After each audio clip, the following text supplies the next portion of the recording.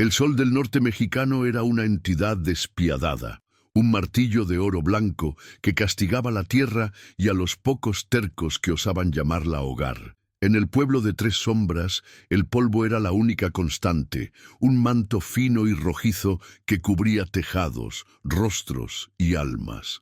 La vida aquí no se vivía, se soportaba, arrancada con uñas y dientes de un suelo agrietado que prometía poco y entregaba aún menos. Cada amanecer era una copia del anterior, una lucha silenciosa por la supervivencia, donde la fuerza se medía por la capacidad de aguantar el peso del día sin desmoronarse.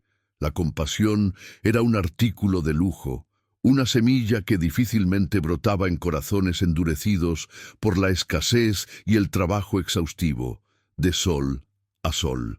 En este mundo de aristas y suspiros contenidos, Elena se movía como un fantasma en su propia vida. La viudez había llegado de forma abrupta y violenta, un accidente que se llevó a su amado Mateo, y con él el movimiento de sus piernas.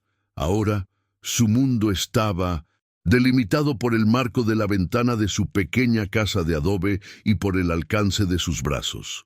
La parálisis era una prisión física, pero la verdadera cárcel era la memoria. El recuerdo de correr por los campos de maíz, de bailar en la plaza durante la fiesta del patrón. Ahora, cada movimiento era un esfuerzo calculado, una negociación con el dolor que irradiaba desde su columna como un sol cruel, burlándose de la inmovilidad de sus miembros. ¡Alto! Esta no es solo una historia, es un grito de esperanza desde el corazón del desierto. Estamos en una misión sagrada para encontrar a mil almas valientes que, como tú, creen en la fuerza indomable del espíritu humano. Si sientes que tu corazón ya empieza a latir con la lucha de Elena, te ruego, te imploro, que te detengas ahora mismo. Suscríbete y dime en los comentarios desde qué rincón del mundo nos estás viendo. Vamos a demostrar que la compasión no tiene fronteras y que juntos podemos construir una comunidad global unida por la emoción y la resiliencia. Tu suscripción es una luz de esperanza para nosotros. No nos dejes solos en esta travesía. La silla de ruedas, un artilugio improvisado por su difunto esposo con restos de carreta y cuero, era su única conexión con el mundo exterior. Era un trono de su desgracia y, al mismo tiempo, un testamento de su terquedad. Se negaba a ser confinada a las cuatro paredes que la asfixiaban con recuerdos. Todas las mañanas, con un ritual de esfuerzo y gemidos ahogados, se arrastraba de la cama a la silla, el sudor marcando su frente incluso antes de que el día realmente comenzara. Su lucha no era solo contra el cuerpo que la había traicionado, sino contra la desesperación que, como un buitre, circulaba pacientemente en su mente, esperando un momento de debilidad para devorar lo que quedaba de su espíritu. Era una carga. Eso era lo que veía en los ojos de los demás, en las miradas de lástima disimulada de las mujeres que antes eran sus amigas, en los desvíos de camino de los hombres que temían que su desgracia fuera contagiosa. La caridad que le ofrecían siempre estaba aderezada con un suspiro de fastidio, una limosna que pesaba más que el hambre que pretendía aplacar. Elena, antaño conocida por su risa contagiosa y su fuerza para el trabajo, era ahora la viuda paralítica, una sombra incómoda en el paisaje soleado del pueblo. Su orgullo, la última fortaleza de su identidad, la obligaba a intentar proveer por sí misma, vendiendo los pocos huevos que ponían sus gallinas o los bordados que sus manos hábiles aún lograban crear. Lejos del bullicio de la plaza, donde el juicio social era la principal mercancía, se alzaba el rancho de Alejandro. Su propiedad era un reflejo de su dueño, vasta, silenciosa y marcada por una soledad palpable. El hombre se movía por sus tierras con una eficiencia mecánica, sus hombros anchos encorvados no solo por el trabajo, sino por un peso invisible. Alejandro era un hombre de pocas palabras, su voz un murmullo grave, raramente oído en el pueblo. Era respetado por su honestidad y por la calidad de su ganado, pero nadie se atrevía a acercarse. Había una barrera de tristeza a su alrededor, un aura de pérdida que lo aislaba más eficazmente que cualquier cerca de alambre de púas. Su soledad era una elección, un exilio autoimpuesto después de que la fiebre se llevara a su esposa e hijo en el mismo invierno, años atrás. Desde entonces se había dedicado al trabajo como una forma de penitencia, un esfuerzo sin alegría para llenar los días vacíos. El rancho, que debería haber sido el cimiento de un legado familiar, se había convertido en un mausoleo de sus sueños. Observaba la vida del pueblo desde lejos, con un cinismo que lo protegía de nuevas heridas. Veía la mezquindad, la hipocresía y la crueldad disfrazada de tradición, y eso solo reforzaba su decisión de mantener la distancia. Sus únicos compañeros eran el silencio del campo y el dolor sordo que se había convertido en un latido constante en su pecho. A sus ojos, la fuerza de un hombre residía en su capacidad para soportar la pérdida en silencio, para seguir arando la tierra incluso cuando el alma se había vuelto estéril. Sin embargo, al observar a Elena desde lejos en sus raras idas al pueblo, veía algo diferente. En ella no había la resignación pasiva que él conocía tan bien. Había una chispa de desafío, una dignidad terca en su postura, incluso sentada. Veía la forma en que levantaba la barbilla ante los susurros, como sus manos, aunque temblorosas, trabajaban con una precisión feroz en sus bordados. Veía una fuerza que no provenía de los músculos o de la capacidad de soportar, sino de la negativa a rendirse. Esa fuerza silenciosa contrastaba violentamente con la figura de don Ricardo, el comerciante más rico y poderoso de Tres Sombras. Don Ricardo era un hombre que se veía a sí mismo como el arquitecto del futuro del pueblo, un futuro de orden y progreso, como le gustaba decir. Para él, el orden significaba control y el progreso significaba borrar todo lo que consideraba feo o impropio. Y a sus ojos nada era más impropio que la visión de Elena y su silla de ruedas improvisada, una mancha de miseria e imperfección en su lienzo de prosperidad. La veía no como una persona, sino como un problema a erradicar.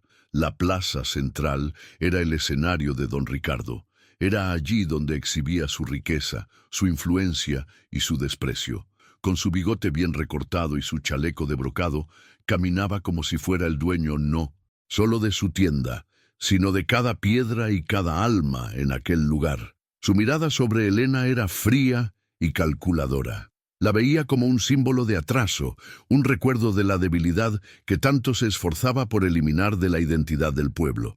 Su presencia lo ofendía y no se molestaba en ocultarlo, usando su poder para sutilmente envenenar a la comunidad en su contra, sugiriendo que un convento de caridad en otra ciudad sería un lugar más adecuado para alguien en su condición. Mientras tanto, el padre Mateo, un hombre de fe genuina pero de espíritu cansado, intentaba intervenir. Le ofrecía a Elena palabras de consuelo y oraciones, su mirada bondadosa siendo uno de los pocos refugios para la joven viuda. Sin embargo, su influencia era limitada, una vela parpadeante contra el viento fuerte del poder de don Ricardo. El padre veía la injusticia, sentía el peso de la hipocresía del pueblo que rezaba por la salvación el domingo y practicaba la crueldad el lunes, pero sus palabras se perdían en la indiferencia general. Representaba una brújula moral que la mayoría de los habitantes de Tres Sombras elegía ignorar, prefiriendo seguir el mapa trazado por la riqueza y el miedo. La única confidente verdadera de Elena era Isabel, la curandera local. Una mujer mayor que vivía en las afueras del pueblo, Isabel entendía de hierbas, dolores y secretos. No ofrecía lástima, sino remedios prácticos, tés para aliviar los calambres nocturnos de Elena, ungüentos para las llagas causadas por el roce constante con la silla. Isabel era vista con una mezcla de miedo y respeto por la comunidad, una figura al margen, al igual que Elena. En sus conversaciones no había espacio para lamentos. Hablaban de remedios, de estaciones, de la terquedad de las plantas que crecían en las grietas de las rocas, encontrando fuerza en la resiliencia silenciosa de la naturaleza, un espejo de su propia lucha. La casa de Elena era su santuario y su celda, una pequeña habitación de adobe con un suelo de tierra apisonada. Las paredes, que antes resonaban con las risas de su marido, ahora parecían absorber su silencio. Era allí donde libraba sus batallas más difíciles, lejos de los ojos del mundo. La lucha por no dejar que la amargura se apoderara de su corazón, por encontrar un motivo para enfrentar el amanecer. Su conflicto interno era un torbellino. La mujer vibrante que había sido luchaba contra la figura frágil que la sociedad veía. Se aferraba a los recuerdos de su fuerza, negándose a dejar que la definición de inválida se convirtiera en su identidad. Por otro lado, el conflicto de Alejandro era más silencioso, pero igualmente profundo. Necesitaba superar la apatía que lo consumía desde la muerte de su familia. El trabajo duro ya no era suficiente para aplacar el dolor. Sentía un vacío que la rutina del rancho no llenaba. Al observar a Elena, algo comenzó a despertar dentro de él. El coraje de ella lo avergonzaba de su propia reclusión. Se encontraba ante un dilema: permanecer en Mintos y Entose, su refugio seguro de soledad, o arriesgarse a sentir algo de nuevo, a conectarse con otra alma herida, aunque eso significara exponer su corazón a una nueva posibilidad de sufrimiento. El cielo, antes de un azul límpido e implacable, comenzaba a mancharse con tonos de gris. Nubes pesadas, venidas de las montañas, se reunían en el horizonte, prometiendo una lluvia que era, al mismo tiempo, una bendición y una maldición. Para los agricultores era la promesa de vida. Para Elena significaba lodo. El lodo era su enemigo mortal, transformando el suelo firme en un atolladero traicionero, donde las ruedas de su silla se hundían, aprisionándola. Aquel día, a pesar de las señales en el cielo, necesitaba ir al mercado. Sus gallinas habían sido generosas, y los huevos podrían rendir algunas monedas para comprar frijoles y un poco de queroseno. La plaza ya estaba concurrida. El olor a tierra mojada comenzaba a mezclarse con el hedor de animales y comida. Elena maniobraba su silla con dificultad entre la gente, sintiendo las miradas sobre sí como pequeños alfilerazos. Encontró un pequeño espacio, acomodó su cesta con los huevos y esperó, el rostro impasible ocultando la ansiedad que le revolvía el estómago. Don Ricardo pasó junto a ella, lanzándole una mirada que era una mezcla de irritación y desprecio antes de entrar en su tienda. No necesitaba decir nada.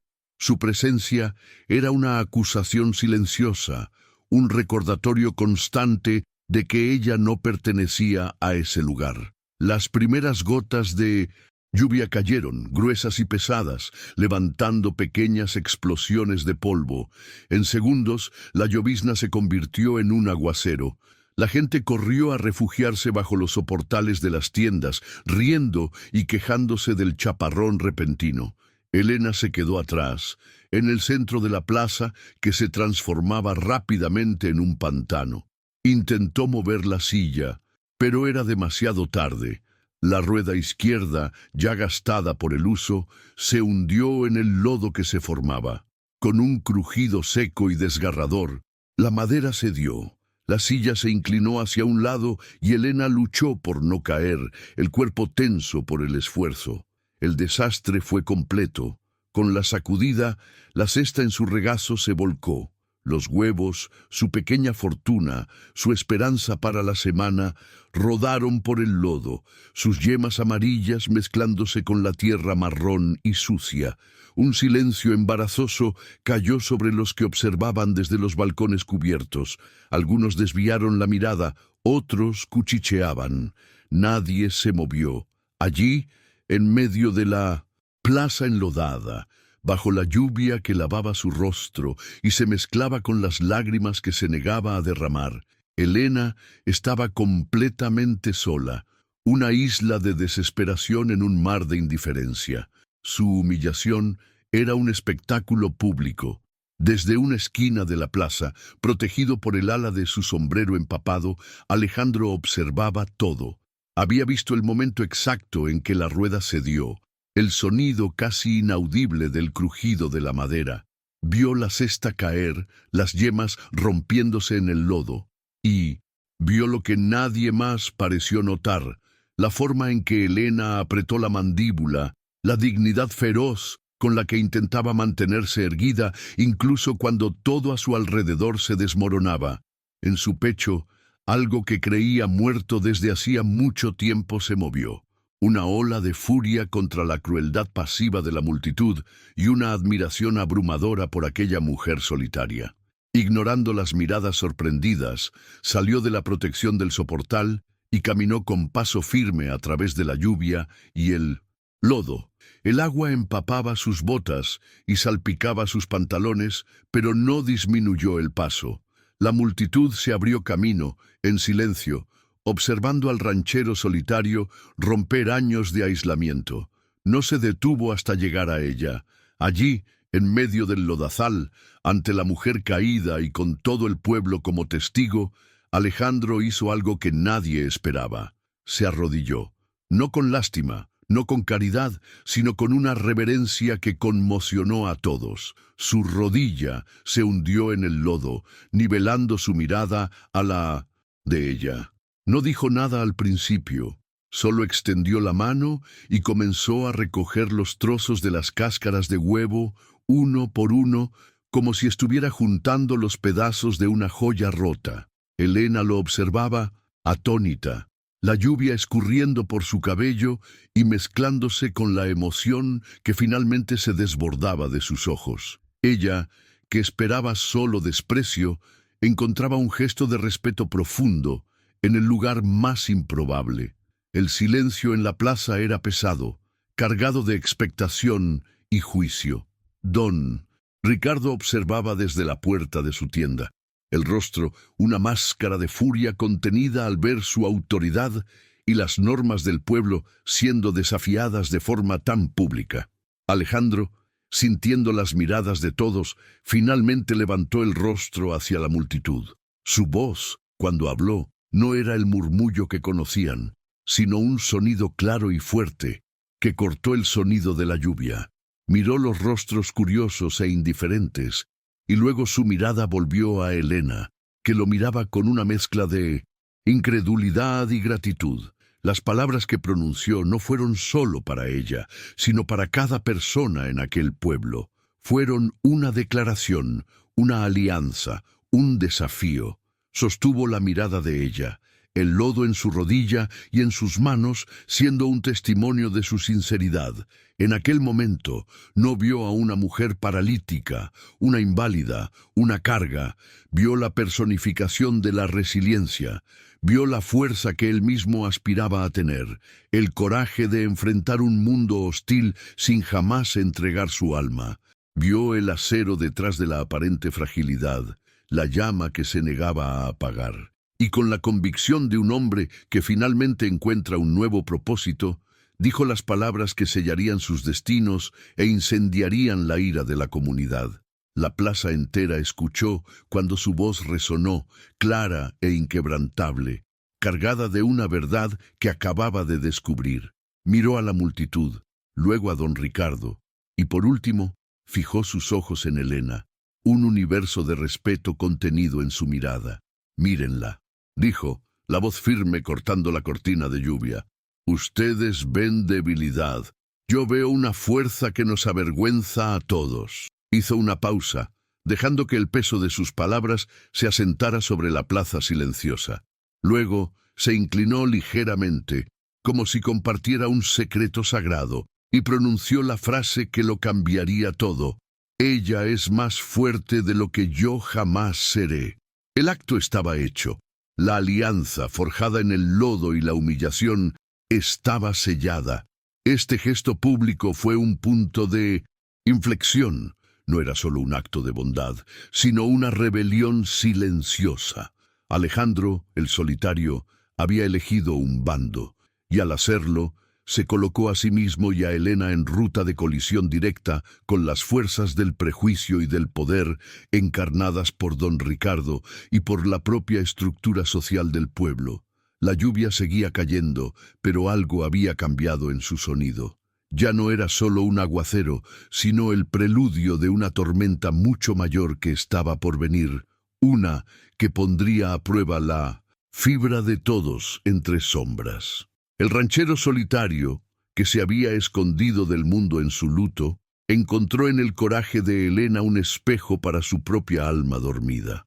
Ya no estaba simplemente observando la vida desde lejos. Había entrado en la arena. Su intervención no fue un rescate, sino un reconocimiento.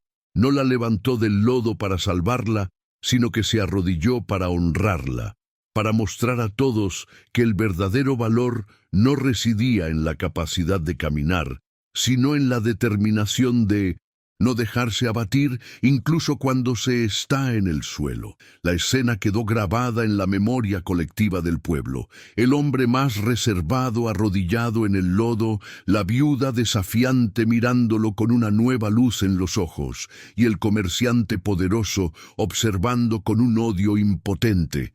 A partir de ese instante, las líneas de batalla fueron trazadas. La lucha de Helena por la dignidad dejó de ser una batalla solitaria. Ahora tenía un aliado, uno que, al igual que ella, entendía el lenguaje del dolor y de la resiliencia. El futuro era incierto, pero por primera vez en mucho tiempo, un pequeño brote de esperanza perforó el suelo árido del corazón de Helena. La comunidad, que hasta entonces trataba a Helena con una mezcla de lástima y desprecio, ahora se veía forzada a reevaluar. La acción de Alejandro, un hombre respetado por su trabajo y su seriedad, le confirió a Helena una nueva legitimidad. No ofreció caridad, sino respeto, y esa distinción era poderosa. Los susurros no cesaron, pero cambiaron de tono. La curiosidad reemplazó al desdén. ¿Quién era aquella mujer para despertar tal devoción en el solitario Alejandro? ¿Qué veía él en ella que todos los demás ignoraban? El escenario estaba preparado para una profundización del conflicto. El pueblo de Tres Sombras, con sus reglas no escritas y su jerarquía rígida, había sido sacudido. La intervención de Alejandro fue como una piedra arrojada a un lago estancado, las ondas expandiéndose y tocando a todos. Para don Ricardo era una afrenta directa a su autoridad. Para el padre Mateo, un destello de esperanza, la prueba de que la bondad aún podía florecer en los lugares más áridos. Y para Helena y Alejandro era el comienzo de un viaje compartido, uno que los forzaría a confrontar no solo la hostilidad del mundo, sino también los fantasmas de sus propios pasados. La imagen de Alejandro ayudando a Helena a recomponerse, sus gestos cuidadosos y respetuosos, contrastaba fuertemente con la indiferencia de la multitud. Arregló la rueda de la silla de forma improvisada, usando un trozo de cuerda de su alforja, asegurándose de que al menos pudiera salir de aquella situación humillante. No le importó el lodo que manchaba su ropa ni las miradas críticas. Su enfoque estaba enteramente en ella, en restaurar no solo su movilidad, sino su dignidad. Aquel acto de servicio silencioso habló más fuerte que cualquier discurso o sermón. Al final de aquel día, cuando la lluvia finalmente cesó y el sol poniente pintó el cielo de tonos melancólicos, Helena estaba de vuelta en su casa. La cesta estaba vacía, los huevos perdidos, pero su corazón estaba extrañamente lleno. La soledad que la envolvía como un sudario parecía haberse retirado un poco.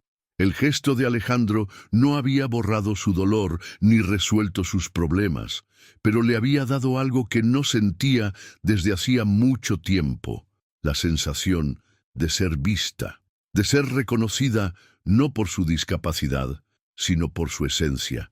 La batalla estaba lejos de terminar, pero ahora ya no la enfrentaría sola. El primer paso hacia el cambio se había dado, un paso que resonaría por todo el pueblo. La historia de la viuda paralítica y el ranchero solitario apenas comenzaba, y su viaje prometía desafiar los cimientos de una sociedad construida sobre la fuerza física y el prejuicio.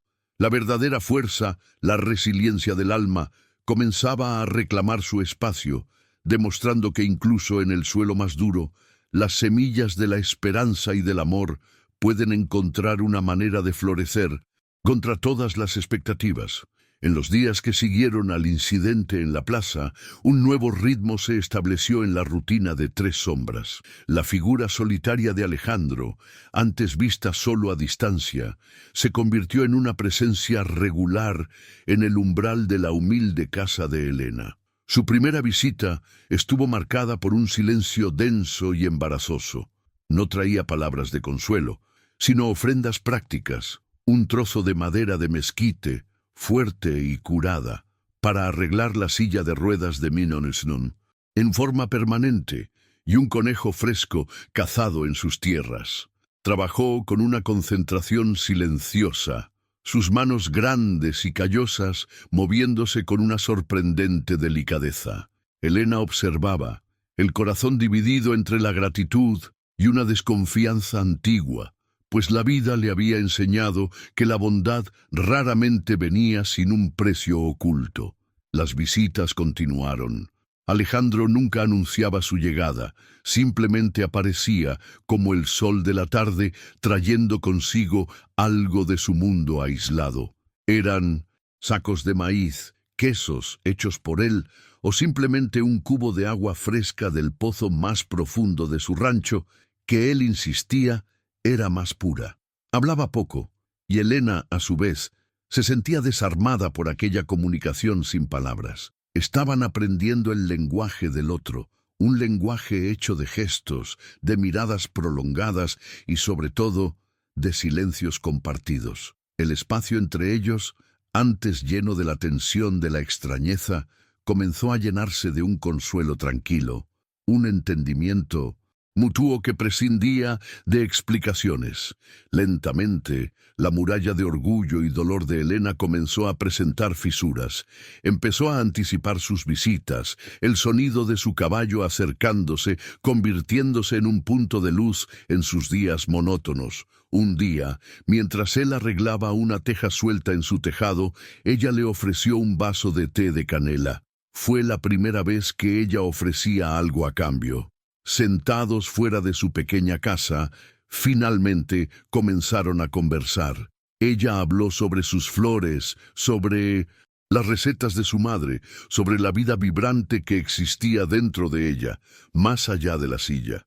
Eran fragmentos de quién era ella, pequeñas piezas de su identidad que compartía como tesoros preciosos. Alejandro, a su vez, escuchaba con una atención que ella jamás había recibido. No la interrumpía, no ofrecía soluciones fáciles ni piedad. Simplemente absorbía sus palabras, sus ojos raramente dejando el rostro de ella. A cambio, él comenzó a compartir pedazos de sí mismo. Hablaba del ganado, de la forma en que conocía a cada animal por su nombre, de las dificultades de la sequía, de la belleza austera del desierto al amanecer. Aún no hablaba de su pérdida, del agujero en su corazón, pero al describir su mundo, la estaba invitando a entrar. La amistad de ellos florecía de forma renuente, como una flor del desierto, nacida en suelo improbable, pero nutrida por una necesidad mutua de conexión. Sin embargo, esa flor no crecía desapercibida. La creciente proximidad entre la viuda paralítica y el ranchero solitario se convirtió en el principal tema de chismes en Tres Sombras. Los susurros que antes eran de lástima, ahora estaban teñidos de malicia y desconfianza. Don Ricardo, sintiendo su autoridad sutilmente desafiada por el desprecio abierto de Alejandro a las normas sociales, vio la oportunidad de actuar. No podía atacar a Alejandro directamente, dada su posición y respeto como trabajador, pero podía envenenar la fuente de su rebelión. Elena comenzó a plantar semillas de duda y miedo en la mente de los habitantes del pueblo. «Es extraño, ¿no creen?», decía en su tienda, la voz baja y confidencial para un círculo de clientes atentos. Un hombre como Alejandro, que apenas hablaba con nadie durante años, ahora pasa sus días en la casa de esa mujer. ¿Qué podría ofrecerle ella a un hombre como él? Las insinuaciones eran venenosas y eficaces. Sugería que Elena, desesperada, podría estar usando algún tipo de artificio, tal vez incluso las artes oscuras, enseñadas por la curandera Isabel para hechizar al ranchero. El miedo a la brujería y a lo no natural era una corriente subterránea poderosa en la fe simple del pueblo, y don Ricardo sabía exactamente cómo explotarla. La presión sobre Elena aumentó. El panadero, que antes le vendía pan a crédito, de repente exigía el pago inmediato. Los niños que antes pasaban por su casa en silencio, ahora arrojaban pequeñas piedras a su tejado, gritando «bruja» antes de salir corriendo. Cada ida a la plaza, aunque solo fuera para tomar un poco de sol, se convertía en un calvario. Las miradas eran más frías, las espaldas se volvían más rápidamente. Sentía el peso del ostracismo de una forma aún más cruel que antes, pues ahora era activo, alimentado por una malevolencia orquestada. La soledad que Alejandro había comenzado a disipar volvía a adensarse, más oscura y amenazante. Alejandro no era ciego a este cambio. Veía las miradas, oía los fragmentos de susurros que cesaban cuando él se acercaba. La hostilidad del pueblo, en lugar de alejarlo, solo solidificó su determinación. Él, que se había escondido del mundo durante tanto tiempo, ahora se encontraba en la posición de escudo. Su protección se volvió más abierta. Comenzó a programar sus visitas para que coincidieran con las necesidades de Elena, escoltándola hasta el mercado, su presencia silenciosa e imponente, siendo una advertencia clara para quien osara ofenderla.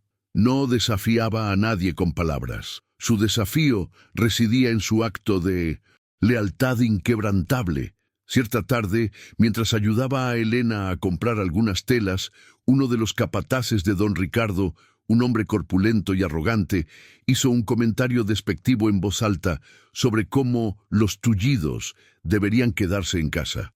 Antes de que Elena pudiera encogerse o responder, Alejandro estaba frente al hombre. No levantó la voz. Simplemente lo miró fijamente. Sus ojos oscuros y profundos, cargados con una intensidad fría, que hizo que el capataz retrocediera. «Repite, eso», dijo Alejandro, la voz baja y peligrosa. El hombre, acostumbrado a intimidar a los demás, balbuceó una disculpa y se alejó apresuradamente. La plaza entera observó en silencio. El mensaje era claro. Un insulto a Elena era un insulto a él. Isabel, la curandera, los visitó aquella noche. Traía un té para calmar los nervios de Elena y una advertencia para ambos. «Tengan cuidado», dijo, sus ojos sabios y antiguos fijos en Alejandro. «Don Ricardo es como una serpiente de cascabel. No ataca de frente cuando se siente amenazado. Circula, espera el momento de debilidad y entonces ataca. Su veneno no mata el cuerpo, sino la reputación, el espíritu. Está convirtiendo el miedo del pueblo en un arma contra ustedes». Sus palabras quedaron flotando en el aire, una profecía sombría de lo que estaba por venir. La batalla no se ganaría con enfrentamientos directos, sino con una resistencia aún más profunda. Los días se volvieron más tensos. La hostilidad del pueblo era una presencia constante, un aire pesado que dificultaba la respiración. Elena, A pesar de la protección de Alejandro, sentía la carga de aquella guerra silenciosa. El esfuerzo constante por mantener la dignidad, por no dejar que la amargura venciera, cobraba su precio. Había noches en que el dolor en su espalda era tan intenso que apenas podía pensar, y en esas noches la desesperación volvía a tocar a su puerta, susurrando que tal vez don Ricardo tenía razón, que ella era solo un problema. Eran en esos momentos cuando su resiliencia era más puesta a prueba. En una de esas noches, Alejandro la encontró en un estado de agonía silenciosa. Había traído un poco de leña, y al entrar, la vio en la penumbra, el rostro pálido y contorsionado por el dolor que intentaba ocultar. Su primer instinto fue retroceder, darle privacidad, pero entonces vio un temblor en sus manos, una señal de su lucha por no gritar. En lugar de salir, silenciosamente tomó un banco, se sentó a una distancia respetuosa y simplemente se quedó allí. No ofreció ayuda ni palabras vacías, ofreció su presencia, un testimonio silencioso de su dolor, un acto que decía: no estás sufriendo sola. La presencia de él en aquel momento de vulnerabilidad extrema rompió la última barrera entre ellos. Cuando la peor ola de dolor pasó, dejándola exhausta, Elena lo miró, los ojos llenos de lágrimas no derramadas. A veces, comenzó, la voz ronca, creo que no voy a aguantar. Fue una confesión de debilidad que exigió una fuerza inmensa. Alejandro asintió con la cabeza. La comprensión en sus ojos era absoluta, y entonces, por primera vez, abrió una rendija de su propia herida. Lo sé, dijo, la voz embargada. Mi hijo tenía fiebre alta. No había nada que pudiera hacer, solo sentarme a su lado, solo mirar. La confesión fue un soplo, un secreto doloroso liberado en la pequeña habitación. Al compartir su propia impotencia, validó el dolor de ella de una forma que nadie más podría. No la estaba disminuyendo, se estaba uniendo a ella en su valle de sufrimiento. En ese momento ya no eran el ranchero y la viuda, el fuerte y la débil. Eran dos almas que habían conocido la profundidad de la pérdida y el dolor, encontrando el uno en el otro un refugio contra la tormenta. El vínculo entre ellos, forjado en silencio y respeto, fue finalmente sellado en una vulnerabilidad compartida. La amistad se había profundizado en algo más poderoso, algo que les daría la fuerza para lo que vendría después. A partir de aquella noche, la dinámica entre ellos cambió sutilmente. Había una nueva ternura en sus gestos, una profundidad en sus miradas. El rancho de Alejandro, antes un símbolo de su soledad, comenzó a convertirse en una promesa de refugio. Él comenzó a describirle el lugar en detalle, pintando con palabras la imagen del arroyo, del viejo nogal, del porche donde pegaba el sol de la mañana. Era una invitación implícita, una sugerencia de un futuro que Elena apenas se atrevía a imaginar. Un futuro lejos de las miradas juzgadoras, de tres sombras, un lugar donde no sería definida por su silla, sino por la persona que era. Esta creciente intimidad, sin embargo, solo sirvió para alimentar más la furia de don Ricardo.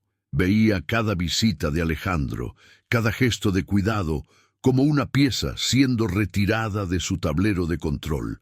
La alianza entre los dos marginados representaba un tipo de poder que él no comprendía y, por lo tanto, no podía tolerar. Sabía que necesitaba un golpe decisivo, algo que los separara permanentemente o los expulsara del pueblo.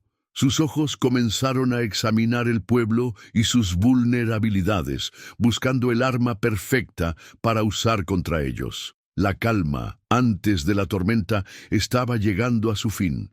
El conflicto externo, la lucha contra la hostilidad del pueblo, estaba empujando a Elena y Alejandro cada vez más cerca el uno del otro. Sus conversaciones ahora se extendían por la noche, iluminadas por la luz de una única lámpara de aceite. Hablaban de sus sueños perdidos y de los miedos que aún los acosaban. Elena confesó su miedo de ser una carga para él, un miedo que él prontamente rechazó. «No eres una carga, Elena», dijo con una seriedad feroz. «Eres el ancla que me impidió perderme por completo en la corriente. Me recordaste cómo es luchar por algo». Por otro lado, el conflicto interno de ambos también alcanzaba un punto crucial. Elena, al permitirse depender emocionalmente de Alejandro, luchaba por no perder la independencia feroz que la había definido durante tanto tiempo. Tenía miedo de que, si el amor florecía, ella se disolviera en él, perdiéndose a sí misma. Por su parte, Alejandro luchaba contra los fantasmas de su pasado. Permitirse amar a Elena le parecía una traición a la memoria de su esposa e hijo. Cada risa compartida con Elena iba acompañada de una punzada de culpa, una sombra que necesitaba aprender a confrontar para poder abrazar la luz. El desarrollo de su relación era un espejo de la lucha mayor que enfrentaban. Así como aprendían a navegar por sus propios dolores y miedos, también aprendían a navegar por la sociedad opresora que los rodeaba. La pequeña casa de Elena se convirtió en una trinchera, un fuerte de resistencia donde la decencia y la empatía eran las armas. Y el rancho de Alejandro, en el horizonte, se convirtió en el símbolo de un futuro posible, un objetivo por el que valía la pena luchar. Se estaban preparando para la batalla, incluso sin saber qué forma tomaría. La tensión en el pueblo era palpable. Las cosechas no habían sido buenas ese año, y una extraña enfermedad comenzaba a extenderse entre algunos rebaños menores, volviendo a la gente aún más irritable y propensa a buscar chivos expiatorios. Don Ricardo, con su astucia, comenzó a vincular sutilmente la desgracia del pueblo con la presencia profana de Elena y el desorden causado por su alianza con Alejandro. Preparaba el terreno, manipulando el miedo y la superstición para crear un ambiente donde cualquier chispa pudiera iniciar un incendio de odio. Elena y Alejandro sentían este cambio en el aire. Las visitas de Isabel se hicieron más frecuentes, trayendo no solo hierbas, sino también noticias y advertencias. Les enseñaba sobre plantas, sobre las señales de la naturaleza, compartiendo un conocimiento ancestral que era en sí mismo una forma de poder. Elena, con su mente aguda y su paciencia forzada por la inmovilidad, lo absorbía todo. Aprendió a identificar raíces, hojas y flores, encontrando un nuevo propósito y una conexión con el mundo natural que trascendía su limitación física. Este conocimiento, aparentemente inútil, sería pronto su mayor arma. Una tarde, Alejandro la llevó a pasear por los alrededores del pueblo, empujando su silla por un sendero que solo él conocía. La llevó a un pequeño oasis escondido, un lugar con una pequeña fuente y árboles frondosos que ofrecían una sombra fresca.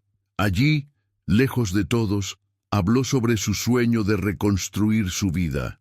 No le propuso matrimonio, ni hizo promesas grandiosas. Simplemente compartió su deseo de un futuro donde el silencio no estuviera lleno de dolor, sino de paz. Y la miró de una manera que dejaba claro que ella era el centro de ese futuro.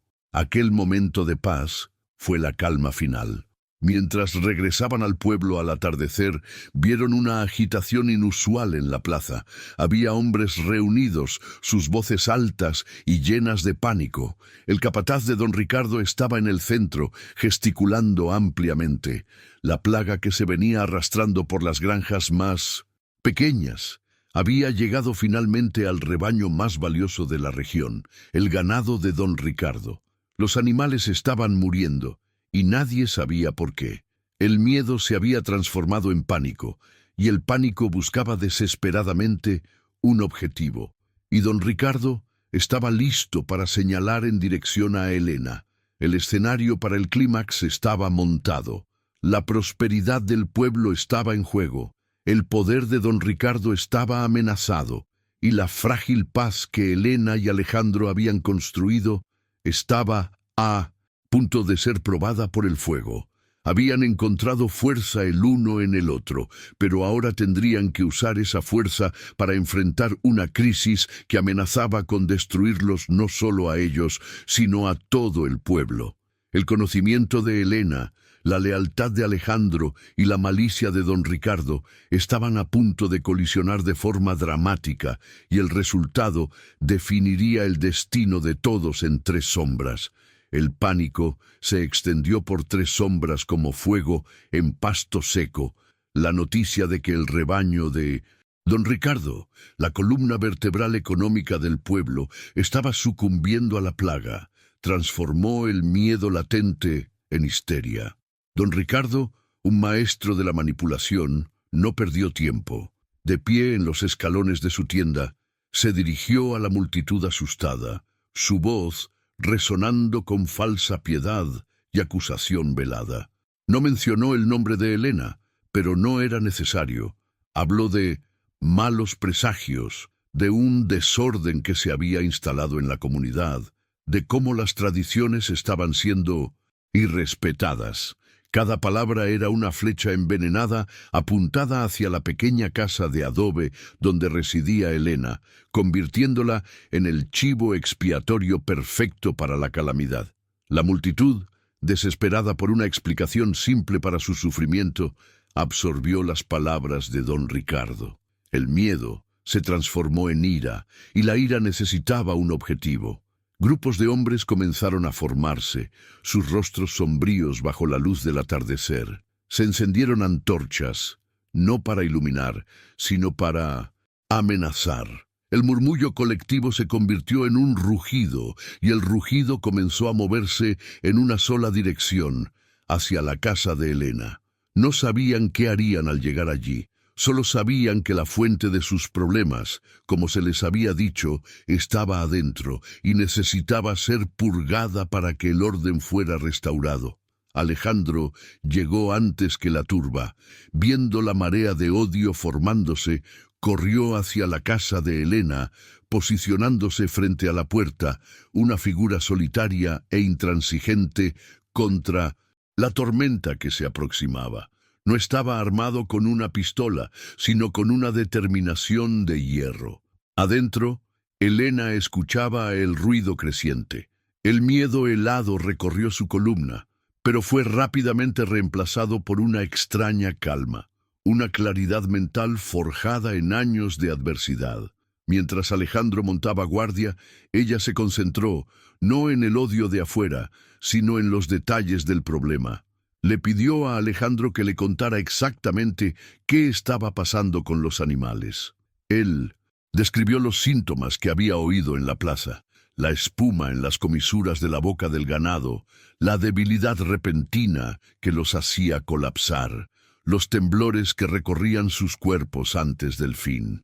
Las palabras resonaron en la mente de Helena, no como un presagio de desgracia, sino como un enigma a resolver. Recordó las largas tardes escuchando a Isabel y las historias de su abuela, una mujer que conocía los secretos del campo como la palma de su mano. Eso no era una maldición divina, no era brujería. Los síntomas eran específicos, biológicos, era veneno. Una certeza fría y clara se instaló en su corazón.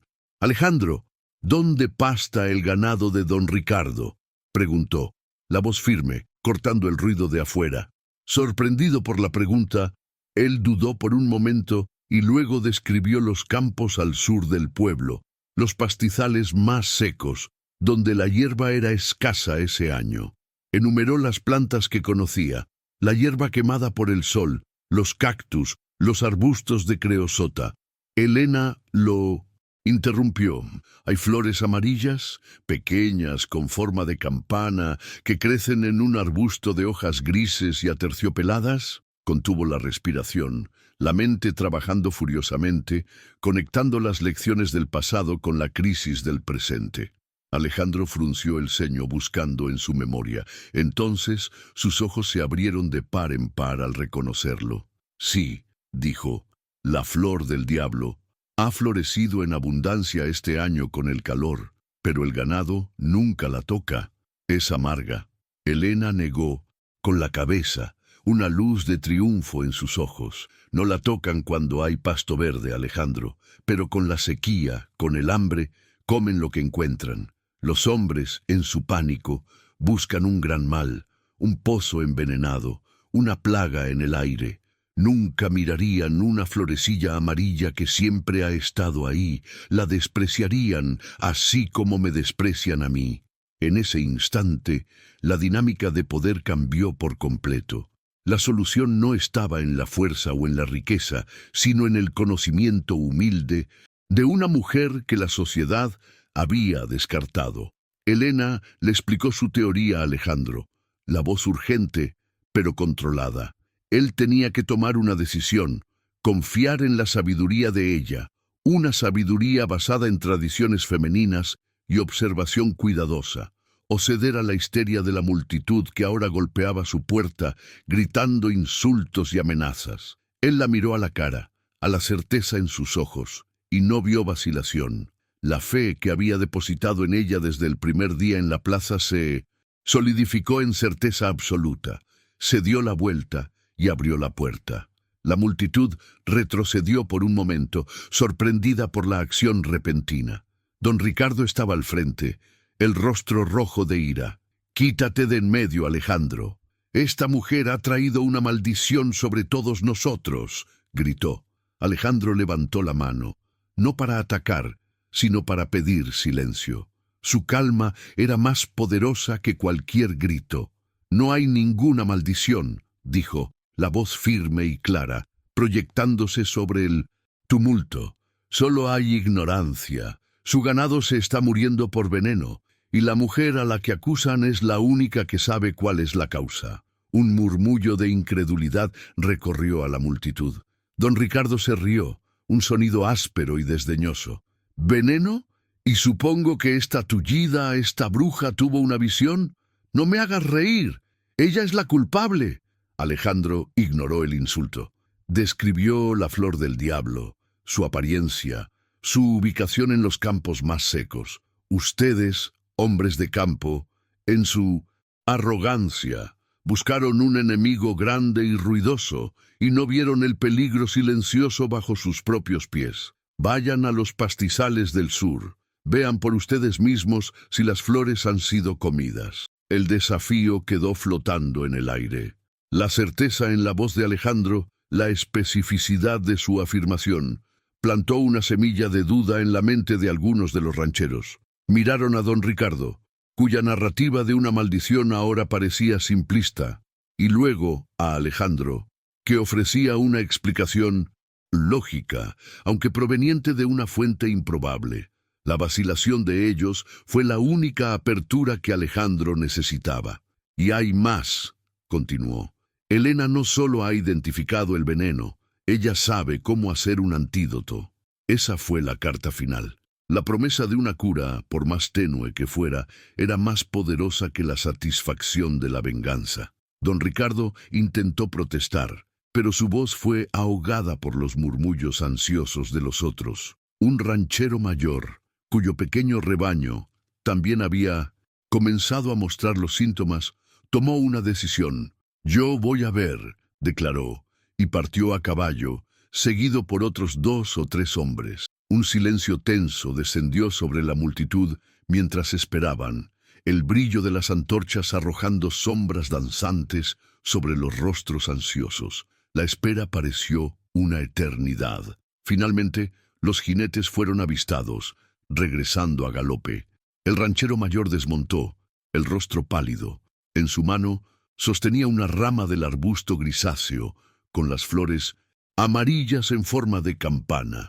Mostró los tallos, donde las flores habían sido claramente arrancadas y comidas. «Es verdad», dijo, la voz llena de asombro.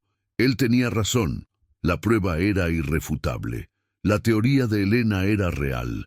La multitud guardó silencio, un silencio profundo de vergüenza y admiración. Don Ricardo quedó paralizado.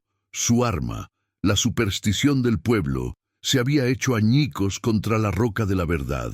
Su autoridad se evaporó en ese instante, reemplazada por el reconocimiento silencioso de su propia ignorancia y malicia. Todos los ojos se volvieron de la figura humillada del comerciante hacia la puerta de la pequeña casa de adobe. Allí, en el umbral, sentada en su silla, estaba Elena. Su presencia ya no era la de una víctima, sino la de una salvadora.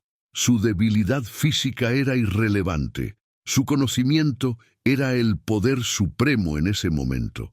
Alejandro se acercó a ella. «Dinos qué hacer, Elena», dijo en voz alta, para que todos escucharan. Su petición no era solo por instrucciones, era una coronación, era el reconocimiento público de que la sabiduría de ella era la única esperanza del pueblo.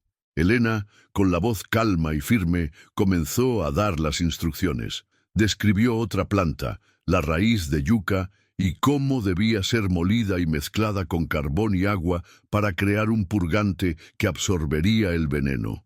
Explicó cómo un té de hojas de salvia ayudaría a calmar los temblores de los animales. Los mismos hombres que, momentos antes, estaban listos para atacar su casa, ahora se apresuraban a seguir sus órdenes. Corrían a recolectar las raíces, a moler los ingredientes, transformando su pánico en acción productiva.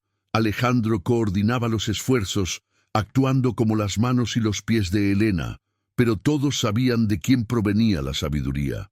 La escena era surrealista, la élite masculina y orgullosa de Tres Sombras, incluyendo a los capataces de Don Ricardo, trabajando febrilmente bajo la guía de la mujer a la que habían marginado y despreciado. El honor familiar, la fuerza bruta, el poder del dinero, todos los valores que gobernaban aquel pueblo se habían mostrado inútiles ante la crisis. Solo el conocimiento, la observación y la sabiduría heredada pudieron ofrecer un camino hacia la salvación. Elena, desde su silla de ruedas, se convirtió en el centro de comando de una batalla desesperada por la supervivencia del pueblo. Su mente, el arma más afilada de todas. El clímax de la lucha no fue un enfrentamiento físico, sino una rendición a la inteligencia y a la resiliencia. La noche fue larga y febril, una carrera contra el tiempo y la muerte.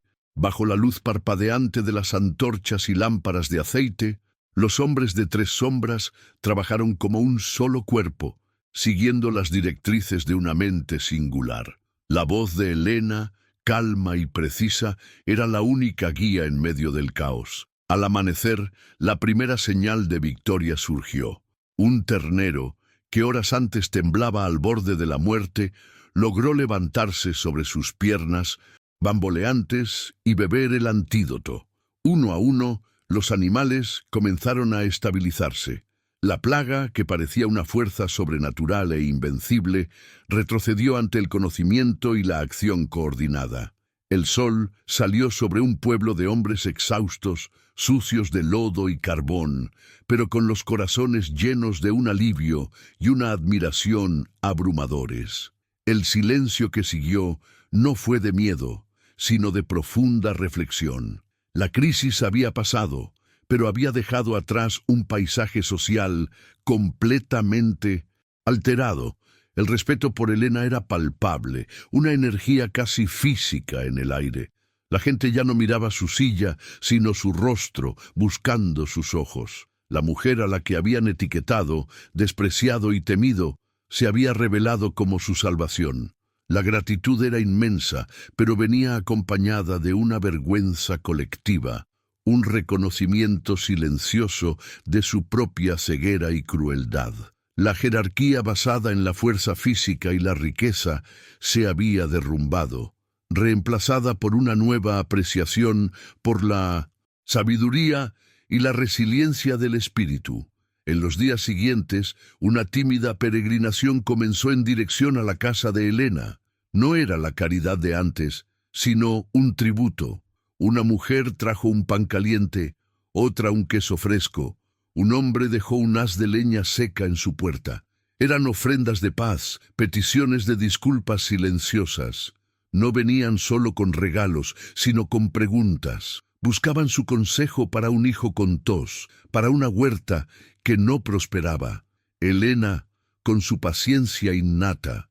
Escuchaba a todos, no guardaba rencor. Su victoria no exigía la humillación de nadie, simplemente compartía lo que sabía, cimentando su nuevo papel como la consejera, la sabia de tres sombras. Don Ricardo, por su parte, se convirtió en un fantasma en su propio pueblo. Su riqueza permaneció, pero su poder e influencia se convirtieron en polvo. La gente lo saludaba con una formalidad fría, pero sus consejos ya no eran buscados, sus opiniones ya no tenían peso. Se vio aislado, marginado, un destino irónico que él mismo había intentado imponer a Helena. Su humillación no fue pública y ruidosa, sino silenciosa y corrosiva. Fue forzado a presenciar diariamente el respeto y la admiración dirigidos hacia la mujer que había intentado destruir, un castigo mucho más amargo que cualquier enfrentamiento físico. Con la paz restaurada, Alejandro y Helena finalmente tuvieron tiempo para sí mismos. La batalla externa había terminado, permitiéndoles volverse hacia la cuestión silenciosa que flotaba entre ellos. En una tarde tranquila, sentados bajo la sombra que proyectaba la casa de ella, Alejandro habló. No hizo una propuesta grandiosa, sino una invitación simple y profunda. Mi rancho es silencioso, Helena. Durante años fue un silencio de dolor. Me gustaría que me ayudaras a llenarlo con un silencio de paz, con risas, con vida. No le estaba pidiendo matrimonio para cuidar de ella. La estaba invitando a construir un mundo juntos, como iguales. Su amor se demostró no en sonetos, sino en acciones. Antes de que Helena se mudara, Alejandro pasó semanas trabajando incansablemente en el rancho. Construyó rampas de madera maciza para cada puerta, ensanchó pasillos, bajó estantes. Diseñó y construyó una nueva silla de ruedas para ella, más ligera, con ruedas que se deslizaban suavemente sobre la tierra apisonada y los pisos de madera. Cada martillazo, cada tabla lijada, era una declaración de amor, un compromiso de que su mundo se moldearía al de ella, para que pudieran caminar lado a lado, aunque de maneras diferentes. Era un hogar construyéndose sobre el cimiento del respeto mutuo. La mudanza de Helena al rancho fue un renacimiento. Lejos de la atmósfera sofocante del pueblo, bajo el cielo abierto y vasto, ella floreció. El rancho, antes un monumento a la soledad de Alejandro, se transformó en un santuario de vida. Helena, con su conocimiento botánico, cultivó un jardín exuberante, no solo de vegetales, sino de hierbas medicinales que se hicieron famosas en la región. Encontró un nuevo propósito, no como la esposa de un ranchero, sino como el corazón palpitante de la propiedad, cuya sabiduría traía salud y prosperidad. El conocimiento que la había salvado ahora nutría su nueva vida. Encontraron un ritmo armonioso. La fuerza silenciosa de Alejandro complementaba la sabiduría vibrante de Helena. Él cuidaba de la tierra y los animales. Ella cuidaba de la salud y el alma del rancho. Las pérdidas del pasado no fueron olvidadas, sino transformadas en suelo fértil para un nuevo tipo de felicidad, una felicidad más profunda y consciente, forjada en el dolor y la superación. Eran la prueba viviente de que las heridas más profundas pueden, con el tiempo y el cuidado, dar lugar a la fuerza más resiliente. Su amor no era una pasión arrebatadora, sino una asociación serena, una danza de dos almas que se entendían sin necesidad de palabras. Meses después, una pequeña celebración tuvo lugar en el porche del rancho. No era una gran fiesta, sino una reunión íntima para celebrar su unión y la primera cosecha del jardín de Helena. El padre Mateo estaba allí, el rostro arrugado iluminado por una sonrisa genuina. Isabel también, observando con orgullo el florecimiento de su pupila. Algunos rancheros del pueblo, aquellos que primero confiaron en Helena, también fueron invitados, trayendo a sus hijos y a sus esposas. La atmósfera no era de fiesta ruidosa, sino de una alegría tranquila y agradecida, al son de una guitarra tocada suavemente por uno de los invitados.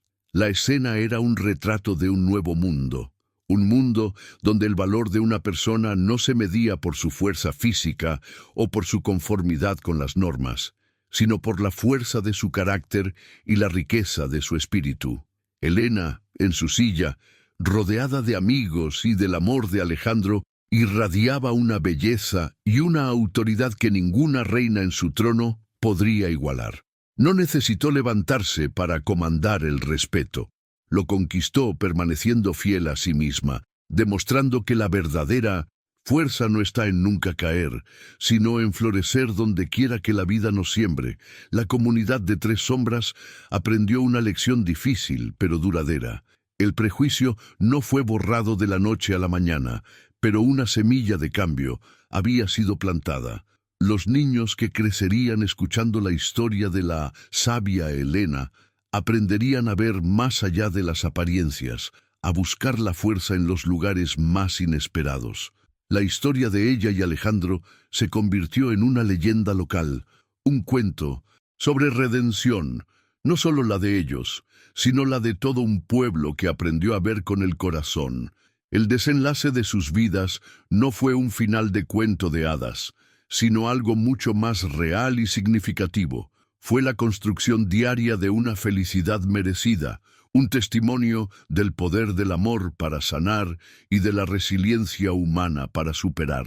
En el rancho, bajo el mismo sol que antes parecía despiadado, encontraron su refugio, un pedazo de tierra donde la fuerza del alma era la cosecha más valiosa, demostrando que incluso en el suelo más árido, el amor, cuando se riega con respeto y coraje, puede crear el más hermoso de los jardines. El viaje de Helena y Alejandro nos muestra que la dignidad no puede ser arrebatada y que la verdadera fuerza a menudo reside donde la sociedad se niega a mirar.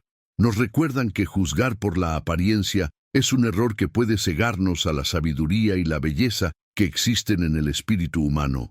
Su amor no fue un rescate, sino un reconocimiento mutuo de valor, demostrando que la conexión más profunda nace cuando nos atrevemos a ver la fuerza en la vulnerabilidad del otro. ¿Crees que la sabiduría y la empatía son las fuerzas más poderosas para transformar una comunidad? ¿La historia de Helena y Alejandro tocó tu corazón? Deja tu reflexión final en los comentarios, comparte esta historia con alguien que necesite recordar su propia fuerza interior y si aún no lo has hecho, suscríbete a nuestro canal para más relatos que celebran la invencible resiliencia del corazón humano. Tu participación enriquece nuestra comunidad y nos inspira a continuar.